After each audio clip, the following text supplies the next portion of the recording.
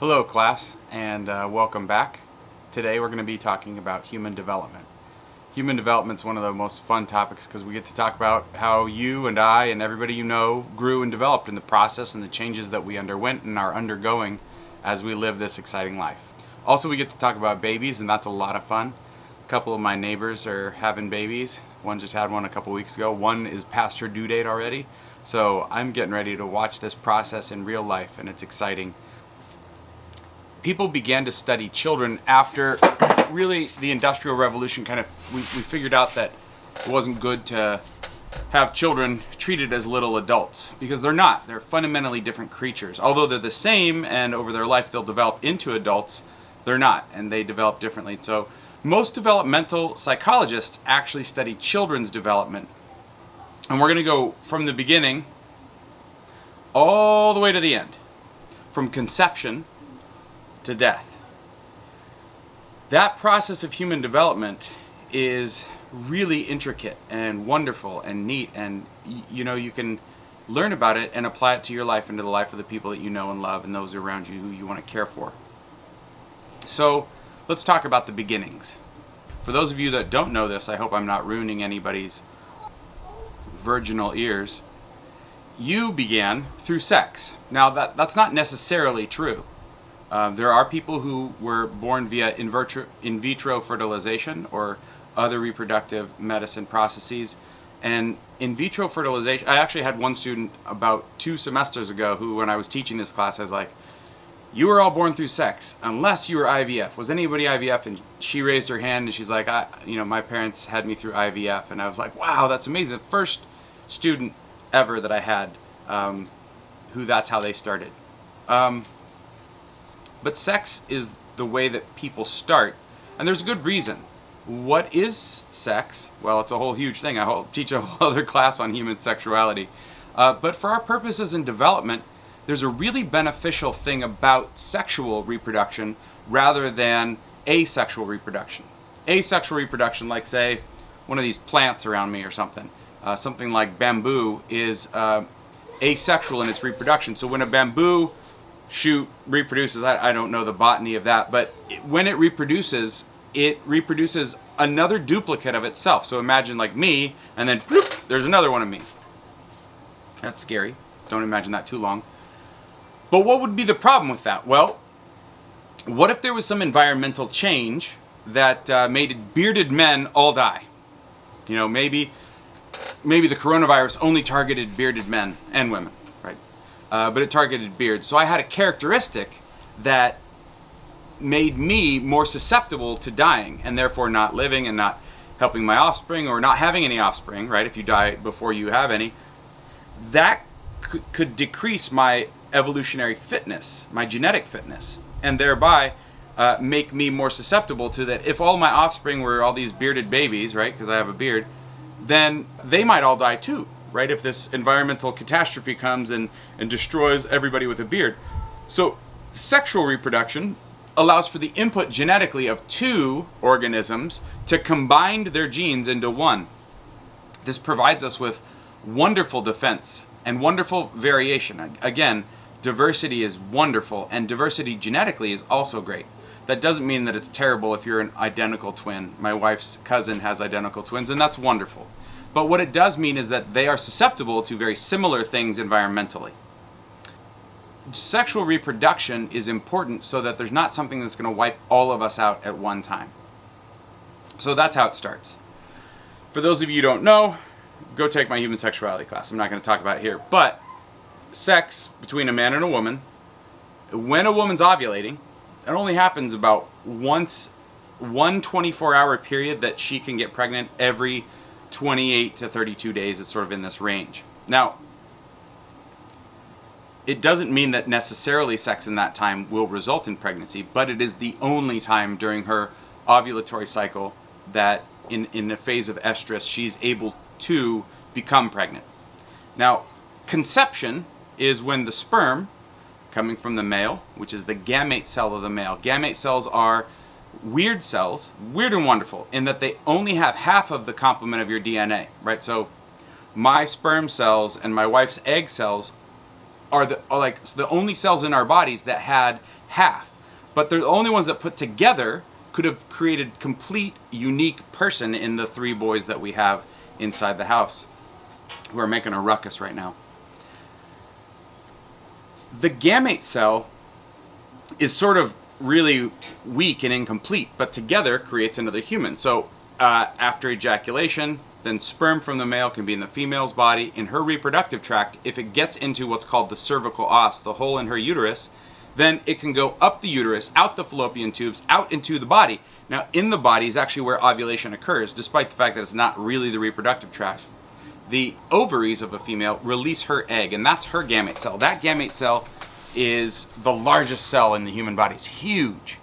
You can even see it with the naked eye. Like last night I was up with the boys and we were looking at that comet, Neowise comet that was going, and I have really good eyesight, so I could see the comet with my eyes. You, if you have 20/20 vision, could see an egg cell with your own eyes. Isn't that amazing? Sperm is like 1,000 times smaller than that. You need a microscope to see it. But this big egg gets released out into the female's body. Then there's these little fingers. Actually, their name is fimbria, the Latin word for fingers. And what they do is once the chemical signals from the hormones get kicking in that system, it causes them to begin to waft. Remember in chemistry class when you're supposed to waft smells towards your face, you're not supposed to sniff the sulfur, you're supposed to just waft it towards you. They waft, and that causes that egg to go into the oviduct. The oviduct you probably have heard called the fallopian tube. The fallopian tube is a small part of the female's reproductive tract that has these little ciliary muscles. They're like these little tiny conveyor belts that move that egg along. Now, if that egg does not get fertilized out in the body before it gets wafted into the oviduct, there's going to be no pregnancy. If it gets into the fallopian tube and the sperm don't get to it until it gets in the fallopian tube, there's not going to be enough time for development for pregnancy to occur. So again, there's this small window when women can become pregnant. Now, those ciliary muscles, the little finger-like thingies, conveyor belt that move the egg along, once a fertilized egg, that's the egg that got the sperm out inside the female's body, then gets put into the oviduct, it starts to go through this process of development.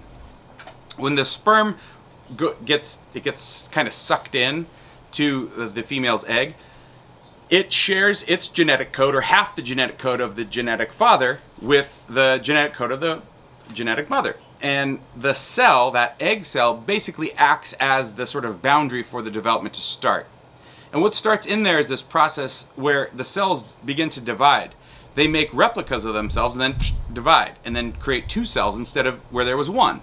And then inside that, those 2 cells each go through that same process about every 8 hours and divide again. So 2, 4, 8, 16, 32, 64, 128, 512. It follows the exact same things as like all the computer stuff, right? I've got a 512 gig card in this camera right now, and if I went half that size, it would be 256. So they double every 8 hours. But if you think about it, from the time of conception, this is 30 minutes after the male ejaculates in the female's reproductive tract, for lack of a better clinical term. 30 minutes later, conception happens. If it happens. Most of the time that humans have sex, that doesn't happen, but if that happens, it takes 4 to 5 days for that fertilized egg to get from outside where it was released, ovulated out into the female's body, to get into the reproductive tract, follow along the oviducts, the fallopian tubes, to get into the uterus before it can implant. Now, once it's implanted, it's not just a couple cells anymore. Remember how I said it keeps splitting every 8 hours? It's a couple hundred cells. And that couple hundred cells thing is called a blastocyst, or blastocyte, depending on how you pronounce it. That blastocyst, when it gets into the lining of the uterus, remember females have a reproductive cycle where they menstruate. That's the lining of the uterus, the endometrial lining, builds up every 28 days, and then it sheds if there's no pregnancy. If they get pregnant, it stops shedding, and they don't have their period during their pregnancy. So that lining builds up to provide a place for the implantation of the blastocyst in the lining of the uterus.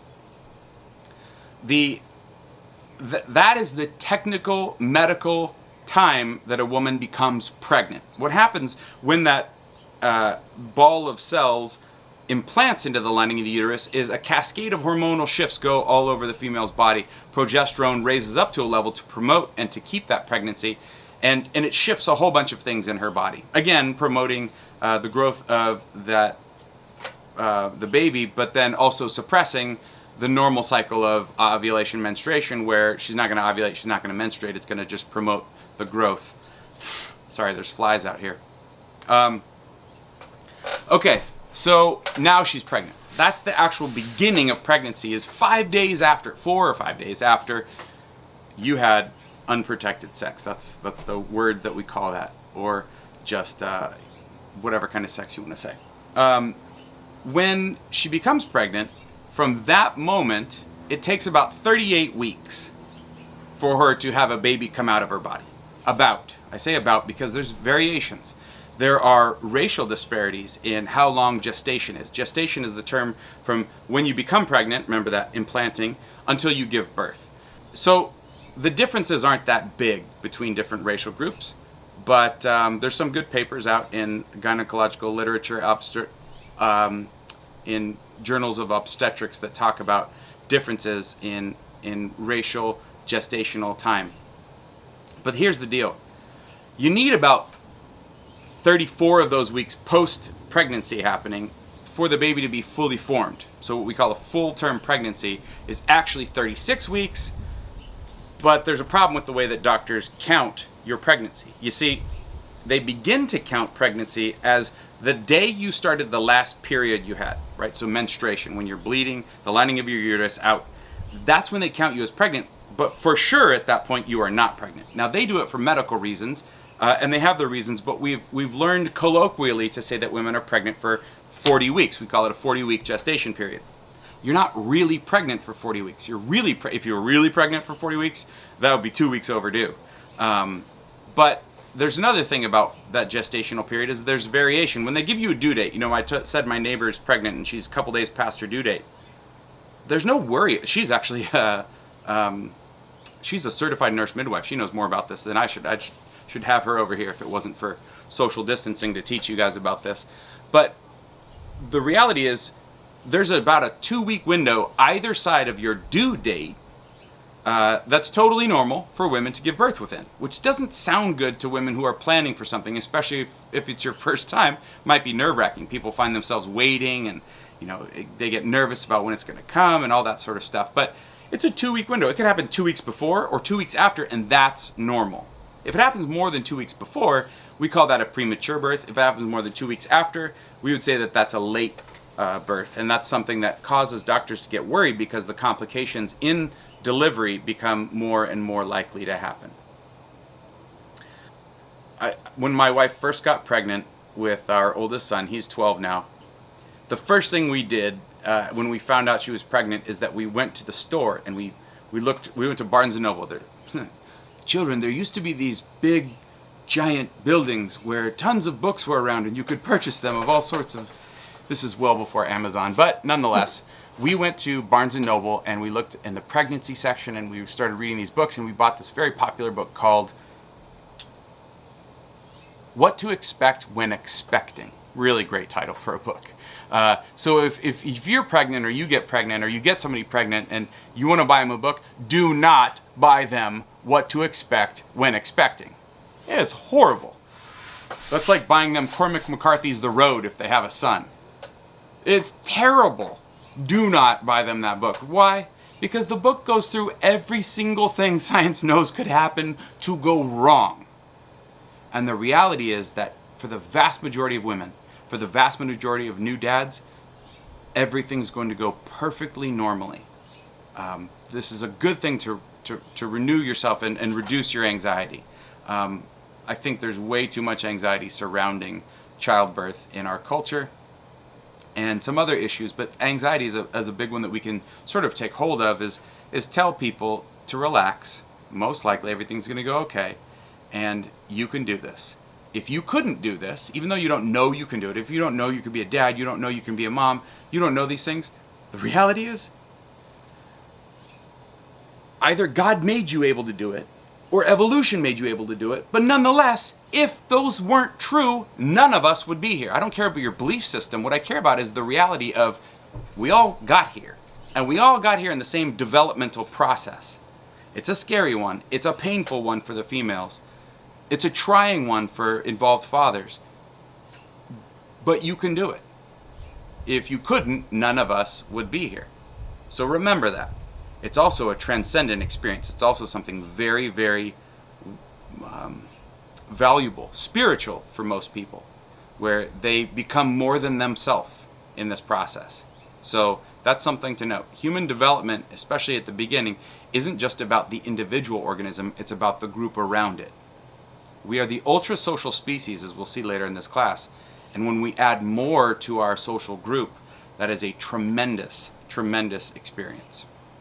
So that is what starts us out. Now, the delivery stuff, go take my human sexuality class. We go into intense, grotesque for most people, but not for me, very interesting for me, processes of labor and delivery, which is a wonderful, wonderful, incredibly intricate biological experience. So, if you want to know more about that, go take a human sexuality class. For our part, about 9 months after pregnancy occurs, women give birth and a baby comes out of their body.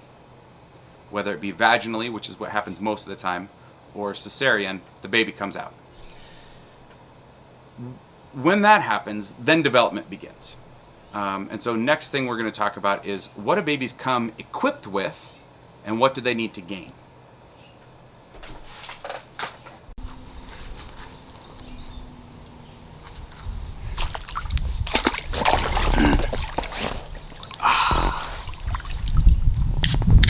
Hi everybody, here to talk about drugs. Well, not drugs in general, but drugs in pregnancy. Drugs in pregnancy are called teratogens. Those are things that can disrupt or alter the baby's development. So this is something you want to avoid if you're pregnant. However, there's a lot of misconceptions about it. Misconceptions could be like any form of alcohol is damaging to a baby developing internally. This is not true. While alcohol in large doses, including women who have been binge drinkers or are alcoholics, have been shown to increase the chances of fetal alcohol syndrome, a developmental disorder that is caused by the use of alcohol in pregnancy in an extreme manner, most women that drink alcohol during pregnancy have perfectly healthy babies. That's because they drink in moderation.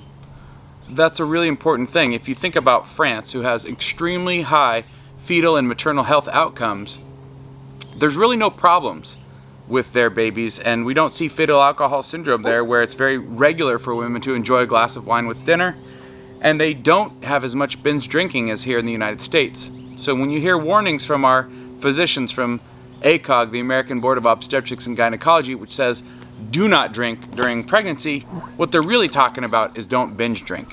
In fact, alcohol, which provides a nice analgesic,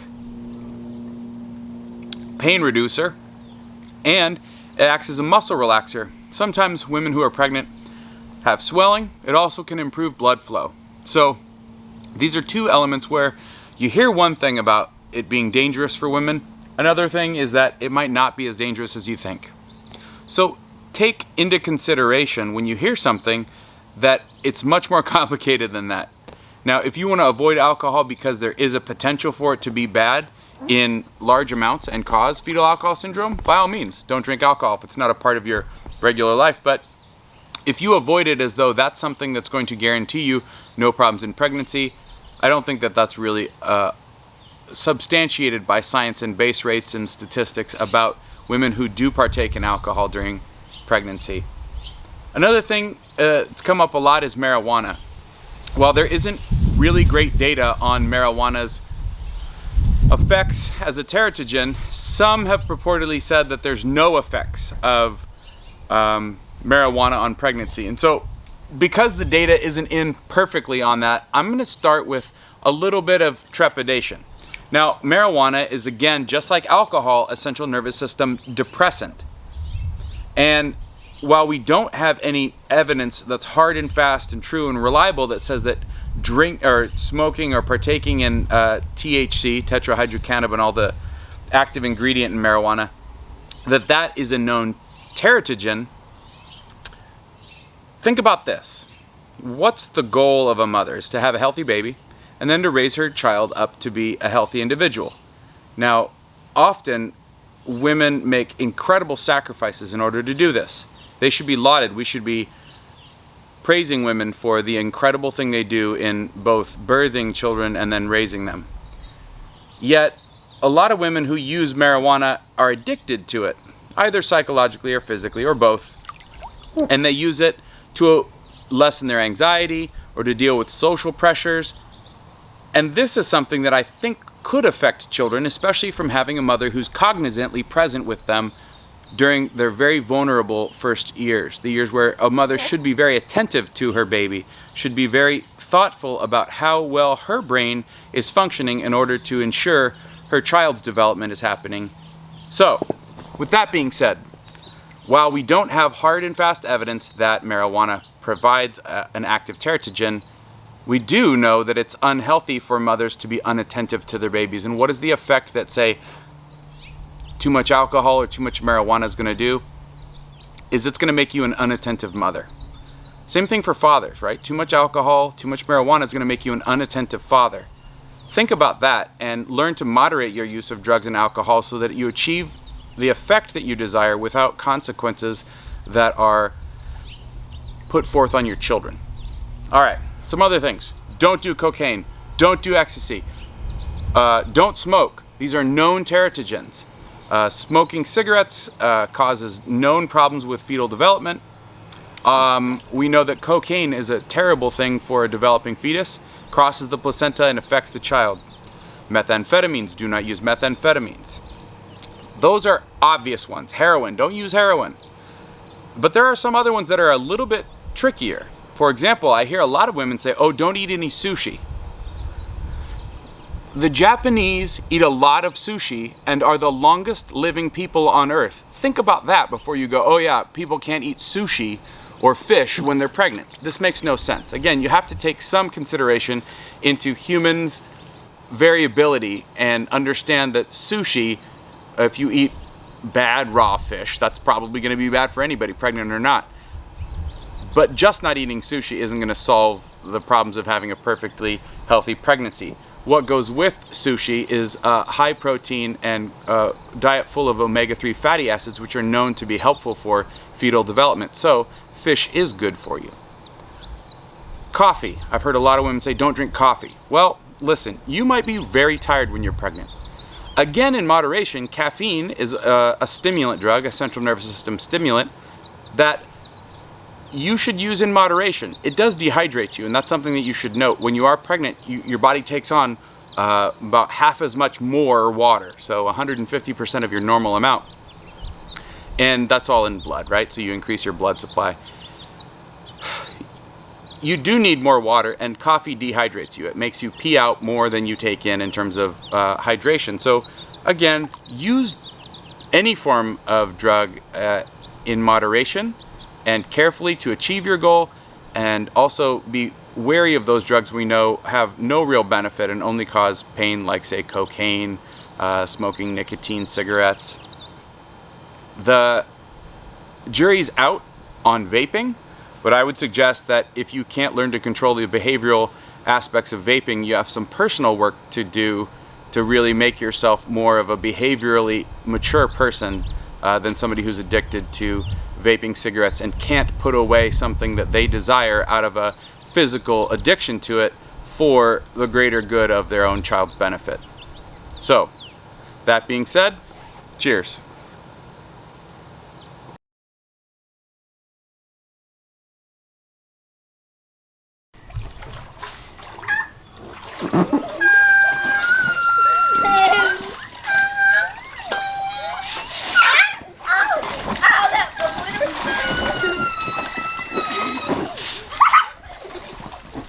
Want to hear the most annoying sound in the world?